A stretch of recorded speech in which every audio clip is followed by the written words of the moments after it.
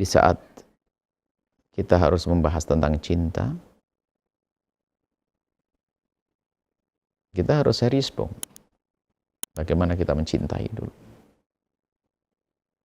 Cinta itu bukan, yang cinta sejati bukan cinta buta. Cinta yang rasional, cinta yang logis, yang masuk akal dong dalam kisah cinta.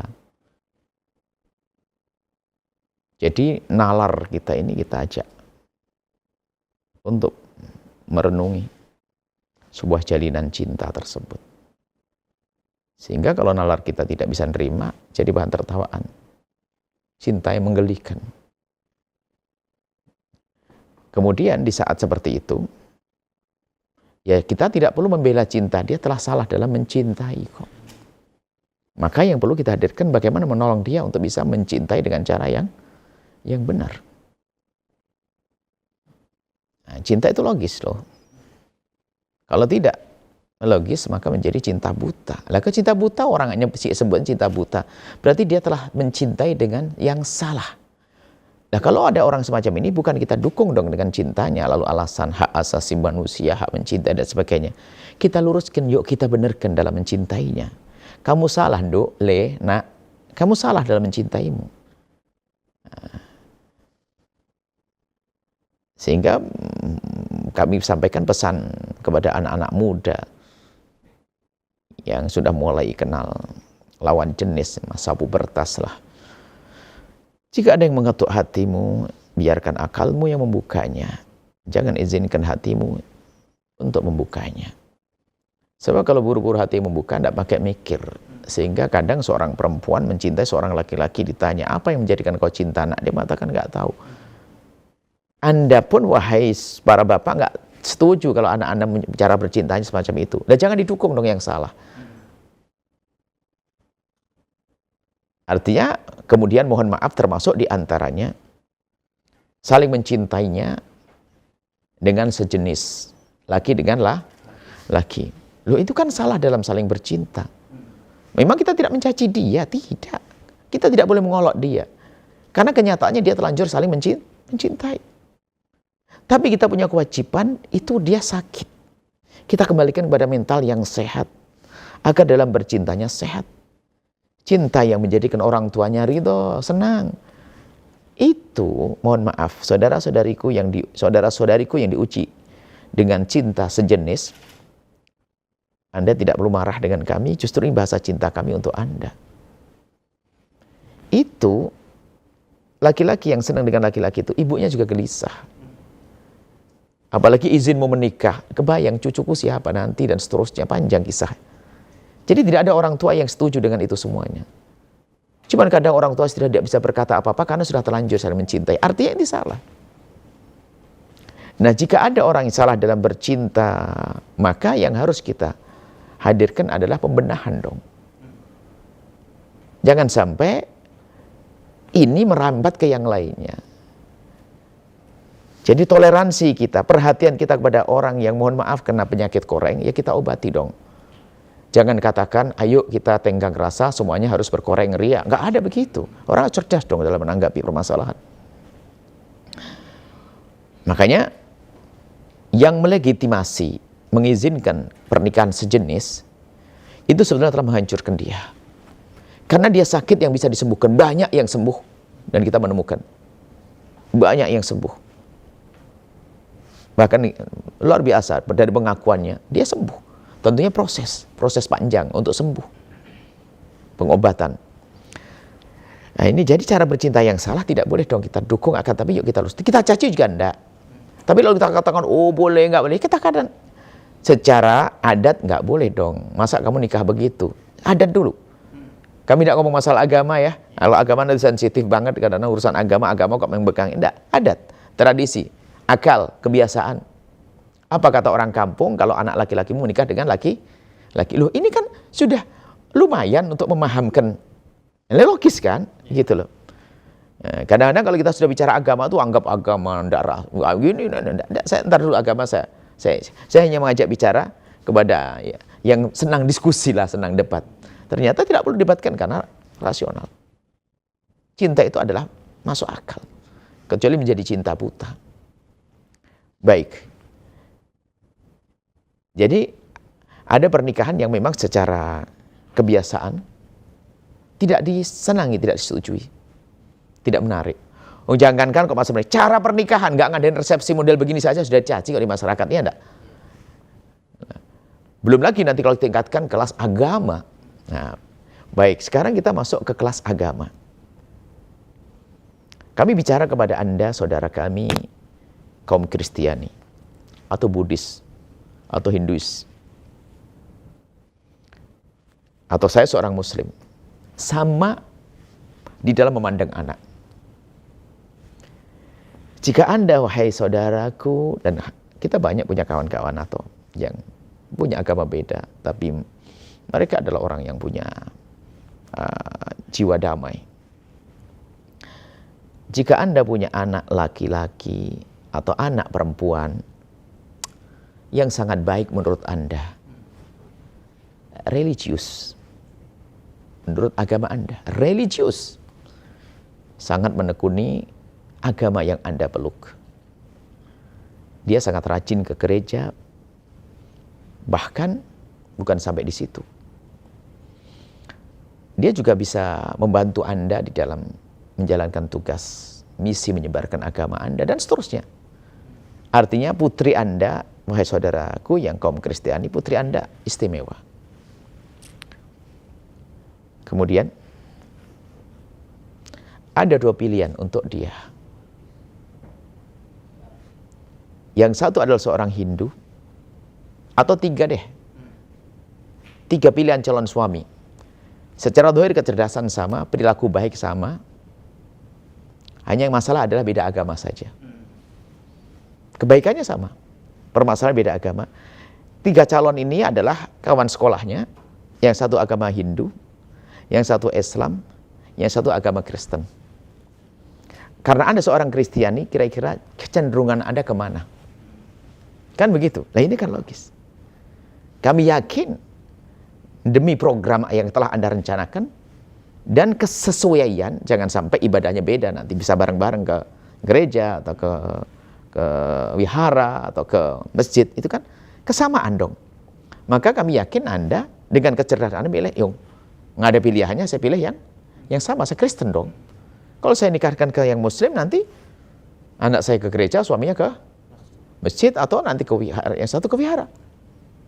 Itu kan pilihan ini normal kan? Kemudian di saat seperti itu, apakah saya Muslim mengatakan, wah ini rasis? Kenapa Anda menikah dengan anak saya yang Muslim? Loh, seorang berhak memilih seperti itu karena kesalahan itu penting. Bahkan jika seandainya tiba-tiba seorang Kristiani atau seorang Buddhis memutuskan tidak boleh menikah kepada orang lain, saya nggak boleh tersinggung dong, itu privasi kok.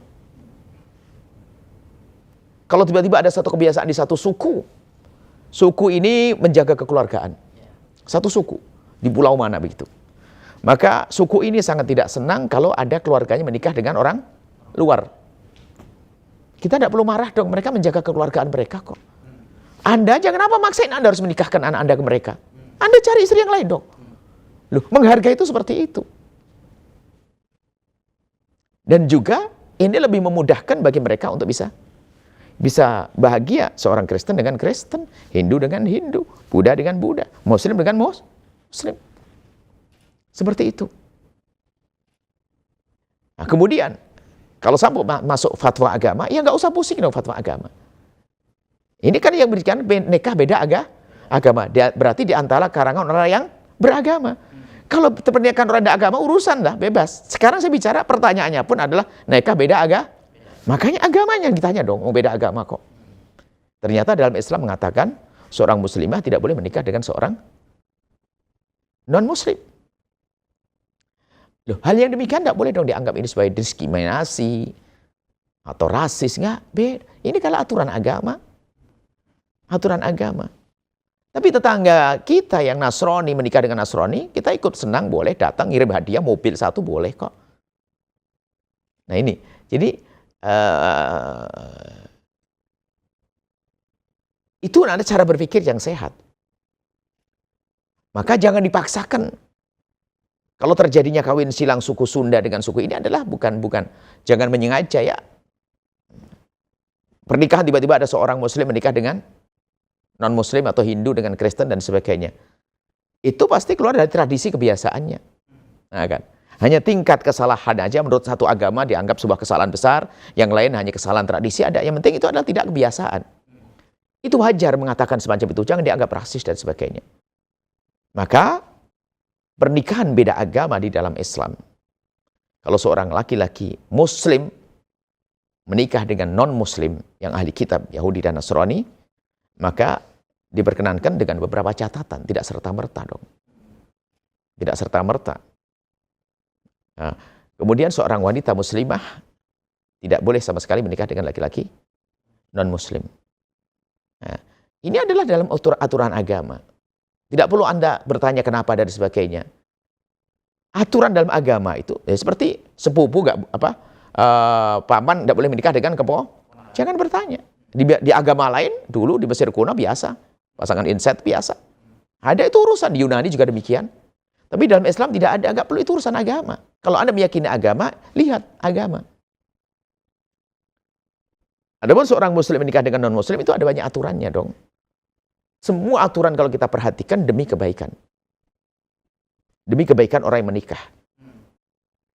Bayangkan Anda punya seorang anak Muslim. Kemudian suaminya adalah non-Muslim. Terserah agama apa saja. Tentunya jauh lebih mudah jika anak Anda yang Muslim menikah dengan Muslim. Sama Anda yang agama Buddha, punya anak yang laki agama Buddha, maka untuk keserasian hidup jauh lebih mudah kalau putra Anda menikah dengan seorang beragama Buddha. Kebersamaannya lebih banyak. Ibadahnya bisa bareng dan sebagainya dan seterusnya. Seperti itu logis. Jadi jangan sampai kalau tiba-tiba ada orang mengatakan nggak boleh lalu dianggap kita rasis. Anda ini yang nggak ngerti toleransi dong. Masa orang mengatakan nggak boleh menjadi sebuah kesalahan? Kalau tidak boleh, aturan agama. Ada aturan suku, aturan kebiasaan keluarga. Kan ada keluarga keraja ini nggak boleh menikah kecuali dengan ini. Kan sah-sah saja semacam itu. Bukan itu diskriminasi dan sebagainya. Mereka punya hak untuk melindungi keluarganya kok. Anda pun juga bisa seperti itu. Baik. Jadi nikah beda agama, di kalangan orang beragama tentunya. Ya nggak boleh, harus patuhi dong. Kalau masalah cinta, dia salah bercinta dong. Kita pahamkan dong dalam mencintai seperti apa.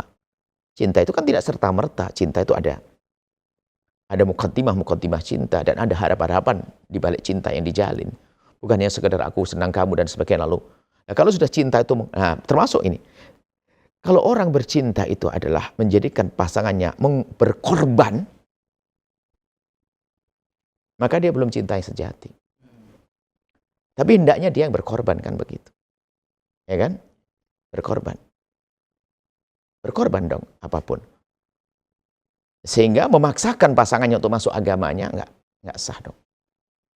Hanya untuk sebuah pernikahan, oh tidak. Makanya tidak boleh ada orang pengen nikah, masuk Islam sehari, nggak sah. Kalau belum masuk Islam ya jangan. Masuk Islam untuk pernikahan kan berbohong, nanti nggak boleh. Jadi seperti itu. Jadi menikah beda agama, khususnya perempuan muslimah dengan laki-laki non-muslim adalah tidak dianggap sah dalam pernikahannya. Kalau laki-laki muslim dengan wanita yang non-muslim yang ahli kitab, maka ada sebagian ulama seperti mazhab Malik mempermudah asalkan nisbatnya kepada kaum Kristiani adalah sah. Tapi dalam mazhab Syafi'i ketat. Harus agama yang sudah kembali kepada usul-usul agama yang benar dan sebagainya. Intinya di dalam menikahkan anak atau Anda ingin menikah, Anda harus memilih dong. Sehingga cara menimbang itu supaya tidak dari kacamata Islam saja, supaya orang plong benar. Anda seorang yang sangat berpegang kepada agama Kristen, punya anak laki-laki, kemudian nikah dengan seorang muslimah. Kalau memang Anda berpegang dengan agama Anda pasti khawatir dong. Khawatir anak-anak Anda, cucu Anda nanti kebawa kepada agama Islam. Loh, Anda punya keyakinan loh, agama yakin loh ya. Apakah Anda rela kalau anak Anda dibawa kepada agama Islam? Kan tidak.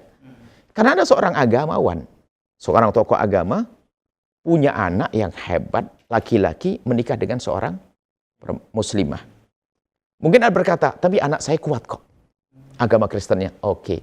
Kalau seandainya mohon maaf, na'udzubillah, ya misalnya, tiba-tiba meninggal anak Anda, yang megang anaknya siapa? Ibunya yang Muslim, kan begitu. Apakah Anda rela tiba-tiba anak-anaknya semuanya ikut agama Islam? Anda akan berpegang pada agama, tentu Anda tidak akan rela. Karena apa? Agama yang paling benar menurut Anda adalah agama Kristen. Begitu juga orang Buddha akan berkata seperti itu.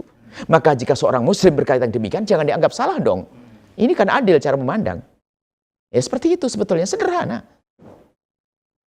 Nah, panjang kisahnya. Maka kami himbau, saudaraku yang Kristiani, menikahlah Anda dengan seorang Kristen.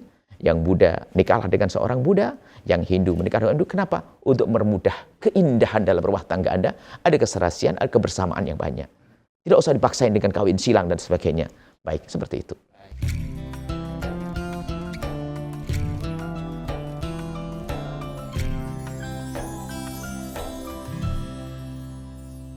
Sahabat Al-Bahjah TV, setelah menyaksikan video ini, jangan lupa bersolawat kepada baginda Nabi Muhammad. Shollu ala Nabi Muhammad. Allahumma sholli alaihi wa ala alihi wa sahbihi.